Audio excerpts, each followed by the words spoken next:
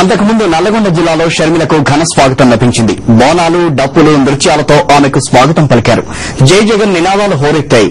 నల్గొండ జిల్లాలో 5 నియోజకవర్గాల్లో మరో ప్రజాప్రస్థానం కొనసాగిస్తారు రాజన్న బిడ్డ.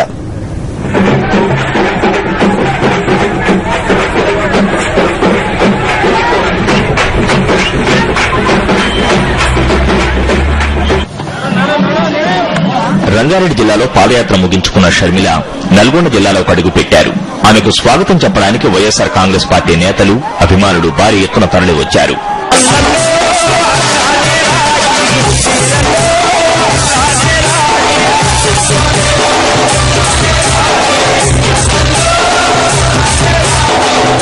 షర్మిల పాదయాత్రను ప్రజలే విజయవంతం చేస్తారని వైఎస్సార్ కాంగ్రెస్ నేతలు చెప్పారు.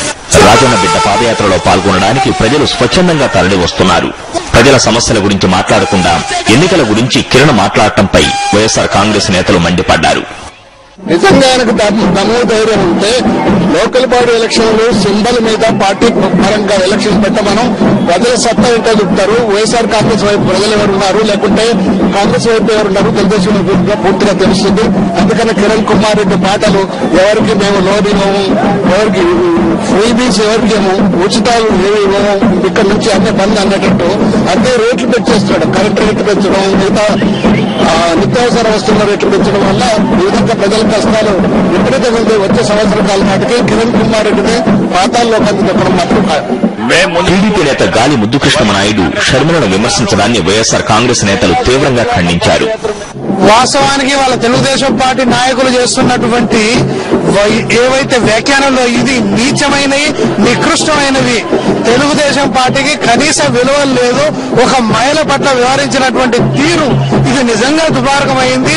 ఆమె ఒకవేళ ఆమె మీద ఏదైనా అనుమానం వస్తే హాస్పిటల్ పోయి తెలుసుకోవాల్సినటువంటి అవసరం ఉంది. ఒక మహిళ మీద మాట్లాడేటప్పుడు నిజంగా ఇది చాలా దుర్మార్గమైంది. ఇవాళ ముద్దు కృష్ణమనాయుడు మాట్లాడుతున్నటువంటి మాటలు ఆయన యొక్క ఇంటి పేరును సార్థకం చేసుకుంటున్నటువంటి పరిస్థితి కనబడుతుంది. వైఎస్సార్ కాంగ్రెస్ పార్టీ తెలంగాణలో చాలా బలంగా ఉందన్నారు జిట్టా బాలకృష్ణారెడ్డి. వైఎస్ఆర్ కాంగ్రెస్ పార్టీ తెలంగాణలో కూడా బలంగా ఉంది.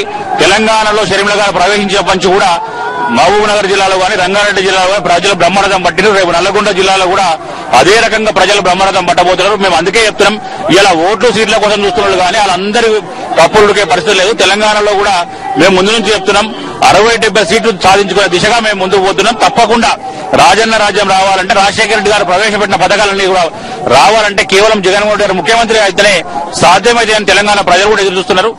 తెలంగాణ సస్యశ్యామలం కావాలంటే వైఎస్ జగన్మోహన్ రెడ్డిని సీఎం చేయాలని ఆ పార్టీ నేతలు పిలుపునిచ్చారు.